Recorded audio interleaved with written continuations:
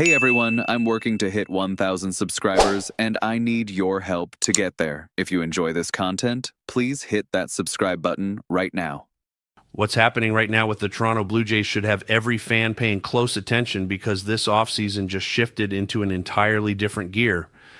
The front office just held a press conference yesterday introducing their newest addition, and the most significant information that came out of that event wasn't about the player they signed, it was about what's still coming.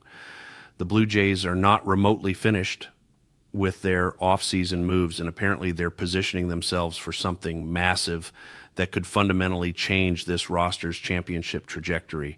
The Toronto Blue Jays are actively pursuing Kyle Tucker, and this isn't just casual interest or agents using Toronto's name for leverage. The Blue Jays have been connected to him throughout the entire offseason for obvious reasons. They're World Series champions who could use a powerful left-handed bat. He would be an exceptional addition to this roster and fits perfectly as a five-tool player who would thrive in that clubhouse environment. But here's where things get really interesting. Ken Rosenthal, one of the most connected reporters in baseball, has not only confirmed the Blue Jays are involved, but suggested they might actually have the best financial offer on the table for Kyle Tucker right now. That doesn't necessarily mean they have the best overall package or that Tucker will definitely choose Toronto, but the fact that the dollars are competitive tells you everything about how serious management is about this pursuit. What that contract includes, obviously nobody knows except the Blue Jays and Tucker's representatives, but the idea that they're making this kind of aggressive push shows just how committed they are to throwing every available resource behind this team. They're pulling out all the stops, trying to run this roster right back to the World Series, and Kyle Tucker would push that competitive needle significantly. Think about a lineup that includes him alongside Vladimir Guerrero Jr. and all the other offensive pieces this team has assembled.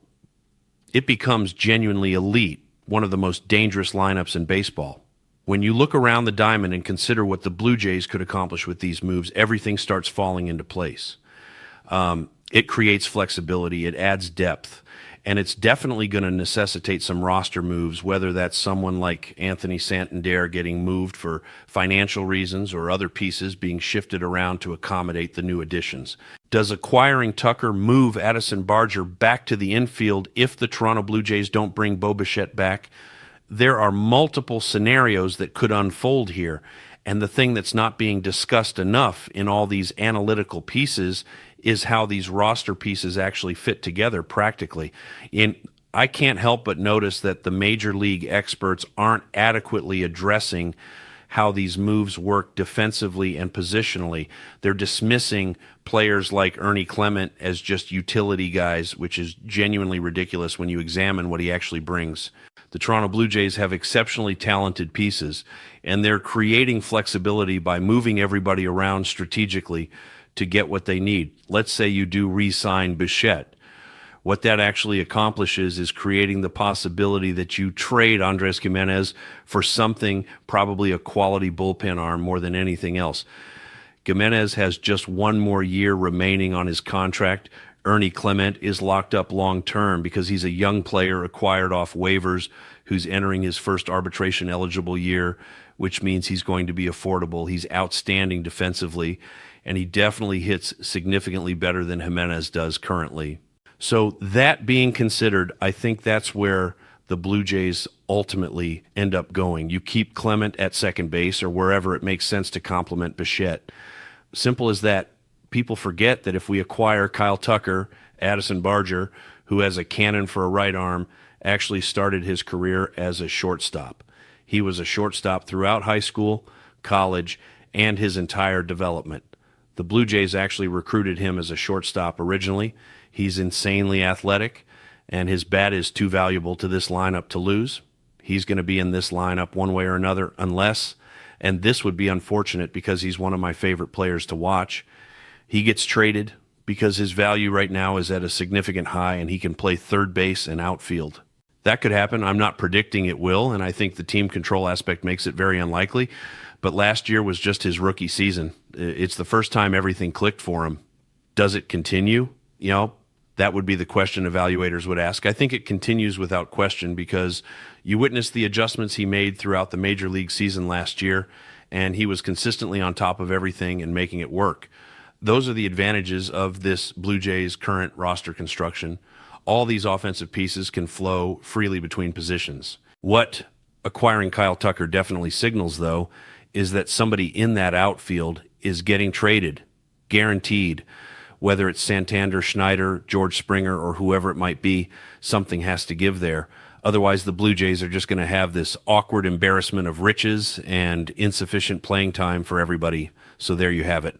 Now let's discuss the press conference yesterday, because the new addition was introduced to the Blue Jays media and everything looked impressive. He's wearing number 7, looked excellent in that blue uniform, and it's going to be fascinating to see what kind of impact his presence has on this roster. That relationship and everything associated with him joining this team is going to be the dominant story of spring training. Mark my words on that. It's going to be incredibly intriguing to follow. He's exceptional at hitting, and the defense, from everything I've observed, is legitimately solid. Hearing so-called experts claiming his defense looks subpar, I genuinely don't know if they're evaluating correctly or they're simply not watching the same video clips I've been examining.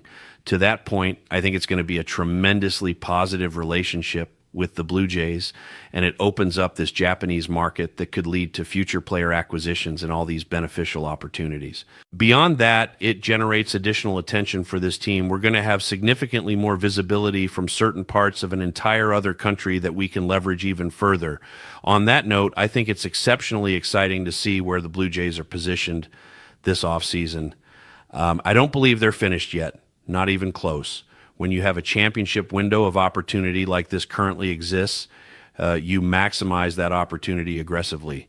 The Blue Jays are clearly backing that philosophy up and doing whatever's necessary to run this roster right back to the World Series with legitimate championship aspirations. Make sure you stay connected, because things are developing rapidly. The decisions being made right now will define this franchise's trajectory for the next several years, and management is showing they're willing to be bold and aggressive in pursuit of sustained championship contention. This isn't about incremental improvements anymore. This is about building a roster capable of winning multiple championships, and every move they're making reflects that ambition.